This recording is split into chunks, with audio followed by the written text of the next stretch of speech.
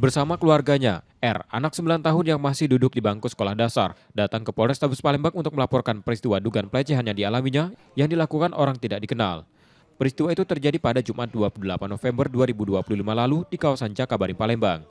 Dalam laporannya, peristiwa bermula dari korban yang sedang bermain diajak pelaku untuk membeli es krim. Korban kemudian dibawa pelaku dan mendapatkan pelecehan. Peristiwa itu terungkap setelah keluarga korban curiga korban terus menangis di rumah. Setelah korban menceritakan peristiwa yang terjadi, keluarga melaporkannya ke polisi.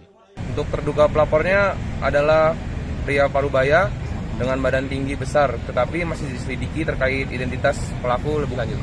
Tadi dari laporan anak tersebut diajak untuk membeli es krim, kemudian korban mengikuti ajakan tersebut, kemudian dibawa ke TKP, dibawa menggunakan motor, dibonceng. Polisi telah menggelar olah TKP dan pelaku dalam pengejaran. Yudi Kiswanto, Kompas TV, Palembang, Sumatera Selatan.